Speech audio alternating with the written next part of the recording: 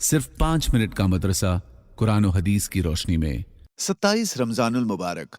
Number 1, इस्लामी तारीख। सिर्फ एक हदीस के लिए मदीने से दमिश्क का सफर। कसीर बिन कैस रहमतुल्लाह अलैह कहते हैं कि मैं हजरत अबू दरदा रज़ियल्लाहु अन्हु के पास दमिश्क की मस्जिद में बैठा हुआ था। एक शख्स उनकी खिदमत में आया और कहा कि मैं मदीने मुनव्वरा से एक हदीस की वजह से आया हूँ। मैंने सुना है कि वो आपने हुजूर सल्लल्लाहु अलैहि वसल्लम से सुनी है। अबू दरदा रज़ियल्लाहु अन्हु ने पूछा, कोई और तिजारती काम नहीं था? उन्होंने कहा, नहीं। अबू दरदा रज़ियल्लाहु अन्हु ने फिर पूछा कि कोई दूसरी गर्ज तो नहीं थी? कहा, नहीं, सिर्फ हदीस ही मालूम करने के लिए आया हूँ। अबू दरदा रज़ियल्लाहु अन्हु ने फरमाया कि मैंने हुजूर सल्लल्लाहु अलैहि वसल्लम से सुना है कि जो शख्स कोई रास्ता इल्म हासिल करने के लिए चलता है, हक़ ताला शानहू उसके लिए जन्नत का रास्ता आसान फरमा देता है और फरिश्ते अपने पर तालिबे इल्म की खुशनुदी के वास्ते बिछा देते हैं और तालिबे इल्म के लिए आसमां जमीन के रहने वाले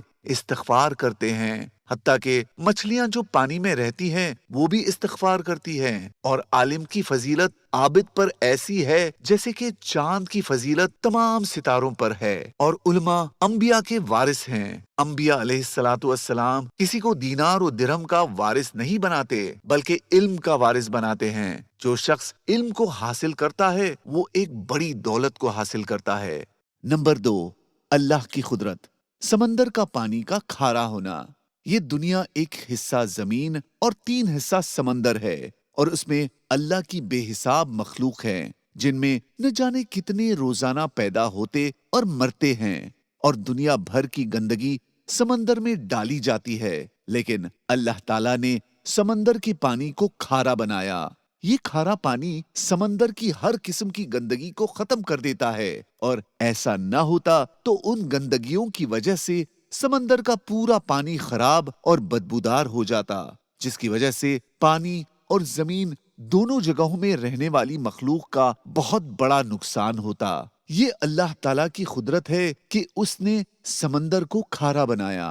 नंबर 3, एक फर्ज के बारे में। हज किन लोगों पर फर्ज है? कुरान में अल्लाह ताला फरमाता है, और लोगों में से जो लोग उस घर तक पहुंचने की ताकत रखते हों उन पर अल्लाह के लिए उस घर का हज करना फर्ज है। नंबर 4, एक सुन्नत के बारे में। कुरान सुन्ना। हजरत अब्दुल्ला बिन मसूद रज़ियल्लाहु अन्हु फरमाते हैं कि रसूलुल्लाह सल्लल्लाहु अलैहि वसल्लम ने मुझसे फरमाया, मुझे कुरान सुनाइए। मैंने अर्ज किया, मैं आपको कुरान सुनाऊं जबकि कुरान आप पर उतारा गया है? तो आप सल्लल्लाहु अलैहि वसल्लम ने इरशाद फरमाया कि मैं दूसरे से कुरान सुनना चाहता हूं। नंबर 5, एक अहम अमल की फजीलत। मेहमान का इकराम करना।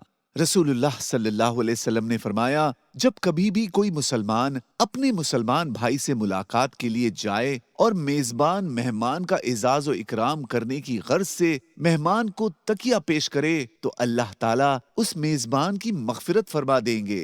नंबर 6, एक गुनाह के बारे में। बिला उज़्र जमात से नमाज न पढ़ना।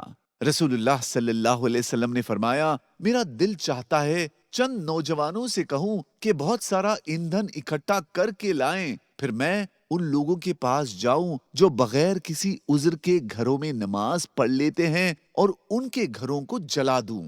नंबर 7, दुनिया के बारे में। दुनियावी नेमतों का सवाल। कुरान में अल्लाह ताला फरमाता है, फिर उस दिन तुमसे सारे नेमतों के बारे में पूछताछ होगी, यानी दुनिया में जो नेमतें तुम्हें दी गई थी उन पर अल्लाह ताला का शुक्र कैसे अदा किया और उसकी किस तरह फरमाबरदारी की। नंबर 8, आखिरत के बारे में। जन्नत का मौसम। कुरान में अल्लाह ताला फरमाता है, अहले जन्नत ना वहां जन्नत में धूप की तेजी देखेंगे ना जाड़े की सख्ती। नंबर 9, तिब्बे नबवी से इलाज। सर के दर्द का इलाज। रसूलुल्लाह सल्लल्लाहु अलैहि वसल्लम से जब कोई सर में दर्द की शिकायत करता तो आप सल्लल्लाहु अलैहि वसल्लम फरमाते, तुम पचना कपिंग लगवाओ। नंबर 10, कुरान की नसीहत। अपना सब कुछ अल्लाह पर कुर्बान करो। कुरान में अल्लाह ताला फरमाता है, ए नबी कह दो कि बेशक मेरी नमाज, मेरी इबादत, कुर्बानी वगैरह और मेरा जीना मरना सब कुछ अल्लाह के लिए है जो तमाम जहानों का परवरदिगार है।